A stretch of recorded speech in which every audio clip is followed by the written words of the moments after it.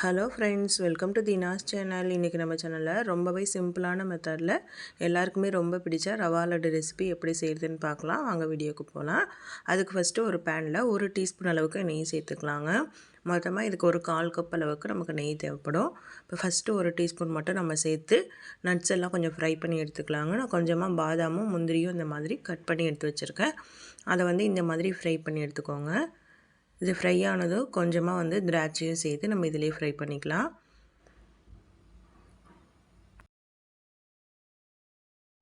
நல்லா வறுபட்டுருச்சுங்க. இப்போ இதை நம்ம வேறு பவுலுக்கு மாற்றி எடுத்து வச்சுக்கலாங்க.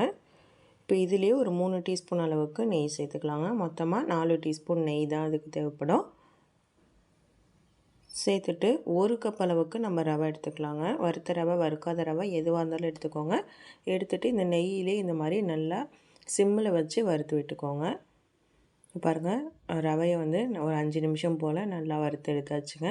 இப்போ இது கூட 1 கப் ரவைக்கு 1/2 கப் அளவுக்கு துருவின தேங்காய் சேர்த்து நல்லா வறுத்துக்கலாங்க. தேங்காவோடு சேர்த்து சாப்பிடும் போது தாங்க ரொம்பவே டேஸ்ட்டாக இருக்கும். இப்போ அது கூட நம்ம பால் சேர்க்கணும். காய்ச்சி ஆற வச்ச பால் 1/2 கப் அளவுக்கு சேர்த்துக்கோங்க. 1 கப் ரவைக்கு 1/2 கப் துருவின தேங்காய், 1/2 கப் காய்ச்சி ஆற வச்ச பால். இது எல்லாமே சிம்மிலே வச்சு நல்லா கலந்து விட்டுக்கோங்க. கொஞ்சம் கொஞ்சமாக சேர்த்து இந்த மாதிரி கலந்து விட்டிங்கன்னா நல்லா உதிரி உதிரியாக வருங்க. இப்போ பாருங்கள், நல்லாவே கலந்து விட்டாச்சு. இப்போ நம்ம ஸ்டவ் ஆஃப் பண்ணிடலாம். இதுக்கு இனிப்புக்கு நம்ம 1 கப் அளவுக்கு சர்க்கரை மிக்ஸி ஜாரில் சேர்த்துக்கலாங்க. ஒரு 3 ஏலக்காவையும் சேர்த்து நல்லா பொடி பண்ணி எடுத்துகிட்டு வந்துடலாம். இப்போ நம்ம வறுத்து வச்ச ரவையை வேறு பவுலுக்கு மாற்றியாச்சுங்க. ஆல்ரெடி ஃப்ரை பண்ணி வச்ச நட்ஸ் எல்லாம் சேர்த்துக்கோங்க. அப்புறம் இப்போ பொடி பண்ணி வச்சுருக்க சுகரையும் சேர்த்து நல்லா கலந்து விட்டுக்கோங்க. இந்த சுகர் நல்லாவே கொஞ்சம் மெல்ட் ஆகி வருங்க. நமக்கு லட்டு பிடிக்கிற பதத்துக்கு வந்துடும்.